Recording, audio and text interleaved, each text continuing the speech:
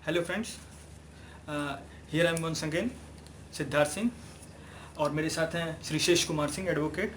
Today we going to discuss public tranquility. अशांति की situation जो हो जाती है, ये आता है अंडर सेक्शन 108, 109, 110, 108, 109 एंड 110 सेक्शन के अंडर आता है। तो सर, ये क्या होता है पब्लिक ट्रंक्विलिटी, और ये जो सेक्शंस हैं उसको ज़रा आप डिस्क्राइब कर देते हैं। पहले भी मैं शांति भंग अंदेशा में 107, 16 और क्या सीआरपीसी के सेक्शंस के बारे में चर्चा कर चुका हूँ जी। आज मैं आपको एक धारा 108, 109, 110 के बारे में बताऊंगा। जी। धारा 108 में ऐसी अशांति है जो राष्ट्र की द्रोह से संबंधित हो। अच्छा, सेक्शन 108 के अंदर वो सेक्शन लगाया जाता है किसी के ऊपर जो राष्ट्रद्रोह हो। हाँ, तो ये एग्जीक्यूटिव मजिस्ट्रेट अपने क्षेत्राधिकार के अंतर्गत अगर उसको सूचना ऐसी मिल जाती है जी। कि कोई आदमी ऐसा है जो राष्ट्रद्रोह के बारे में प्रकाशित करता है, कोई अफवाह फैलाता है और जिससे राष्ट्र का नुकसान हो रहा है, या कोई जैसे न्यायालय है उसकी अवमानना की जैसी कोई अफवाह करता है, जी जी, तो वो जो है वो उस व्यक्ति को बांड भरा सकता है, 1 वर्ष के लिए पाबंद कर सकता है सदाचार के लिए।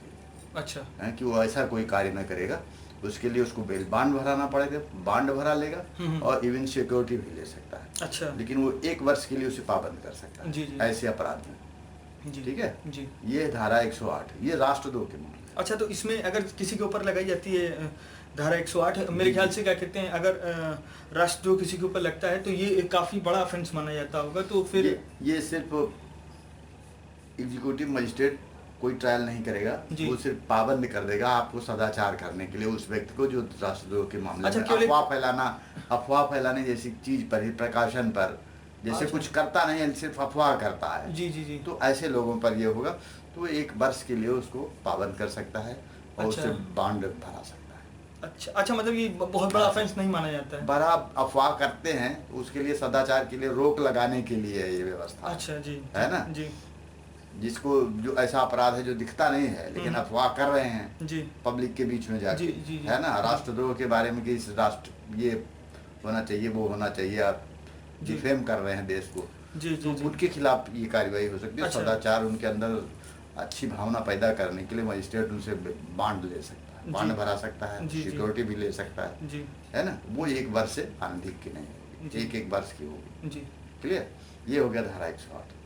अब 109 जो है, इससे 109 में ठीक ऐसे ही कोई व्यक्ति जैसे अपने को छुपाए हुए है, कोई गंभीर अपराध करना चाहता है जी, है ना जी। ऐसी स्थिति में एग्जीक्यूटिव मजिस्ट्रेट अपने क्षेत्राधिकार के अंदर अगर उसको ये सूचना मिल जाती है कि कोई आदमी अपने को छिपाए हुआ है, कोई अपराधी है जो एक कॉग्निजेबल ऑफेंस करने उससे हो सकता है, तो उसको भी वो पाबंद कर सकता है, उससे सिक्योरिटी 1 वर्ष के लिए वो 109 में आएगा जी, 109 में आएगा और उससे बांड भरा लेगा कि वो सदाचार बनाए रखेगा जी जी, ऐसा कोई आचरण नहीं करेगा, कोई ऑफेंस नहीं करेगा जी। ये प्रिकॉशन है, सावधानी जी, संभाव्य के ऊपर, संभावना के ऊपर है जी। ये जैसी धारा 108 है वैसी धारा 109 है जी। दोनों स्थिति में एग्जीक्यूटिव मजिस्ट्रेट सदाचार बनाए रखने के लिए किसी व्यक्ति को के विरुद्ध ये कार्रवाई करता है। अच्छा, है ना जी। इसके बाद है धारा 110, ये सब सीआरपीसी की धारा है। अच्छा, है ना, दंड प्रक्रिया संहिता के अंदर जी जी, सीआरपीसी के अंडर में आती है। अब इसमें जो हैबिचुअल ऑफेंडर है वो धारा 110 में आते हैं। अच्छा, और वो उसमें छोटे से लेकर हर तरह का अपराध है, चोरी लेकर जेवर दुकान पे बेचना, ऐसा व्यापार करना, उल्टा सीधा सारा काम करना, चोरी करना, मतलब सारे क्या कहते हैं, सारे अपराध है वो सब 110 में आ जाते हैं। मतलब हर तरह का अपराध करना, इवन धारा 153 ए बी जो भी है काखा में सीआरपीसी में जो अपराध पहले से माने गए हैं है नहीं, तो ऐसे अपराध करना। अच्छा, तो इसमें विभिन्न तरह के अपराध आते हैं, ये हैबिचुअल ऑफेंडर कहे जाते हैं। ये सारे सेक्शन जो आप बताइए ये सब बेलेबल है, लेकिन इसमें ये ऑफेंस बेलेबल हैं, कोई ऐसी इनको बेल बांड सिर्फ इनसे बांड भरा दिया जाता है।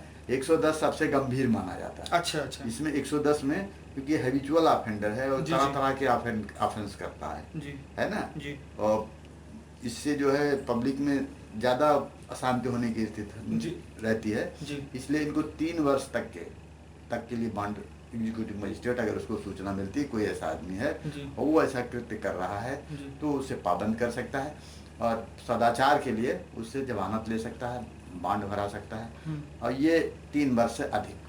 अच्छा, ये जैसे आपने बताया 108, 109, 110 ये आपके पेलेबल ऑफेंस हैं, तो इनकेस कोर्ट ने किसी को मान लीजिए किसी का न्यूज़पेपर है वो पब्लिश करता है कोई न्यूज़ और उसके ऊपर क्या कहते हैं 110 या 109 प्रकाशक और जो संपादक है उसके विरुद्ध ये कार्रवाई नहीं हो सकती।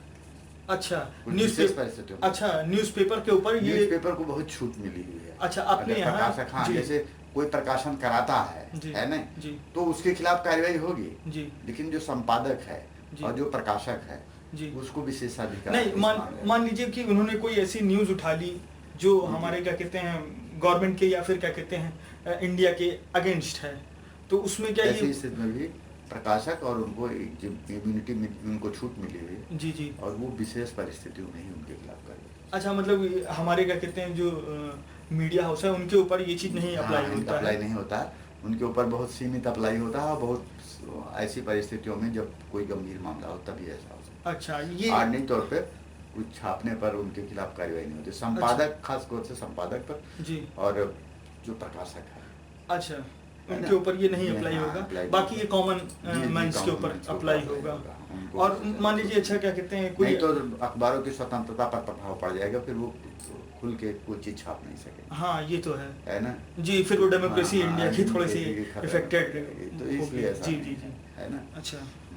अच्छा, अगर क्या कहते हैं इन दैट सिचुएशन की अगर कोई कॉमन आदमी है जिसके मान लीजिए लाउड स्पीकर पे कुछ वो बोलता है ना अपने एरिया में, या वो भी अपराध की संज्ञा में। अच्छा, वो आ गया, उसको गवर्नमेंट बैन कर देती है, गवर्नमेंट इन द सेंस की कोर्ट बैन कर देती है 3 इयर्स की। धारा 160 में हमने बताया आपको कि वो प्रकाशन से लेकर अगर कोई अश्लील प्रकाशन है, कोई आप इधर उधर विक्रय करते हो, उसको ऐसा कोई काम करते हो जो राष्ट्रद्रोह की संज्ञा में आता है ना, तो उसको पाबंद करने के लिए, इससे पब्लिक में अशांति पैदा हो, ऐसा कोई है नहीं, सिर्फ उससे प्रचार मात्र से जो नुकसान होता है उसके लिए पाबंदी लगाई जाती है। नहीं, आपने जैसे कहा कि 3 साल का बॉन्ड मैक्सिमम भरा सकती है, हाँ, वो धारा 110 में है 3 साल का बॉन्ड। नहीं तो किसी के ऊपर अप्लाई कर दिया क्या उसके बाद उसको छूट मिल जाती है वो काम करने की? तो 3 वर्ष तक नहीं काम करने की छूट नहीं, वही सदाचार के लिए तो उसे पाबंद ये समझ के दिया जाता है। हमारा कानून ऐसा है, ये संभावना करता है कि लोगों में सुधारात्मक भावना आएगी। अच्छा, 3 साल के बाद फिर वो क्या कहते हैं सुधर जाएगा, ये उम्मीद करता है हमारा कानून, ये उम्मीद करता है किसी से भी कि जो सजा दी जा रही है वो इसलिए दी जाती है कि वो अपने अंदर में इतने दिन में सुधार आ जाएगा, उसके अंदर वो अपने को सुधार कर लेगा। मतलब हमारा कानून पूरा का पूरा सुधारात्मक है, सुधारने के लिए। ये नहीं कि अगर किसी ने चोरी किया तो हाथ काट लो तो मामला सारा खत्म हो जाए, जैसे इस्लामिक कंट्रीज में है, जी हाँ, मिडिल ईस्ट में है, कहीं पे ऐसे पता चला हाथ काट लिए तो उसमें सुधार की संभावना नहीं है। हाथ कट गया तो चोरी तो करना लायक तो नहीं रहा, लेकिन एक मानव ये अमानवीय है जी, और इससे कोई ये ह्यूमैनिटी के क्या कहते हैं खिलाफ भी है और इससे कोई सुधार की भी संभावना नहीं रहती जी। अगर आदमी के अंदर हाथ हो और चोरी ना करे, अगर मेंटली आदमी चेंज नहीं होता है तो आप तो उससे कुछ मतलब नहीं, फिजिकली डैमेज करके कोई फायदा नहीं। हमारे यहाँ जो संविधान के मूल निर्माता लोगों ने ये सोच के सारे कानून बनाए और उसी को यहाँ कानून लागू किया है जिससे आम आदमी में सुधारात्मक भावना पैदा हो। और ये तो है कि इंडियन डेमोक्रेसी काफी स्ट्रांग है, यही भावना से ये कानून बनाए कि 10 अपराधी भले छूट जाए, लेकिन एक क्या कहते हैं अपराधी छूट जाए लेकिन एक बेगुनाह को सजा नहीं होनी चाहिए। ये हमारे कानून का थीम है, जो बेसिक है पॉइंट है ना। इसीलिए सब कुछ सुधारात्मक है और जो भी कानून हमारे यहाँ बना है वो जनता में सुधार करने के लिए बना है, ना कि अपराधी बनाने का, है ना। कोई छोटी गलती करता है तो उसको आप बड़ी सजा दे दोगे तो उससे उसके अंदर हीन भावना भी आएगी और वो उसे और उद्वेलित हो जाएगा और अपराध करने के लिए। हाँ जी, ये बात तो सही कह रहे हैं हम जी। तो ये है, आज बस इतना लिमिटेड से चर्चा करना चाहता हूँ जी। ठीक है, थैंक फॉर योर टाइम। तो थैंक यू व्यूअर्स, आज आपने देखा हमारा डिस्कशन। इससे रिलेटेड अगर कोई क्वेश्चन हो तो प्लीज़ कमेंट बॉक्स में लिखिए, और अगर कोई आपका सजेशन हो या कोई भी ऐसा क्वेश्चन हो जो कि मेरा मिस हो गया हो इस वीडियो से रिलेटेड तो आप पूछ सकते हैं। मैंने जितने भी क्वेश्चन पूछे वो ऐसे क्वेश्चन थे जो एक कॉमन आदमी को समझ में आ जाए। अगर कोई लॉ का स्टूडेंट देख रहा है या फिर कोई एडवोकेट देख रहा है इस वीडियो को तो वो अपने डायरेक्ट क्वेश्चन पूछ सकता है अपने लॉ के लैंग्वेज में।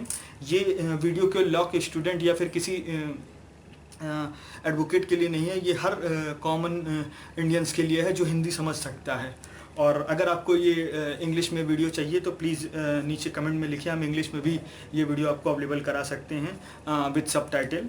और हमारा आज हमने अपना फेसबुक पेज भी शुरू किया है, तो हम उसका लिंक जल्दी ही अपने वीडियो के नीचे अवेलेबल कराएंगे, तो आप उससे हमारे फेसबुक पेज पे भी जा सकते हैं। So thank for watching. अगर कोई आपका सजेशन हो तो प्लीज़ दीजिए। Thank you very much. Thank you.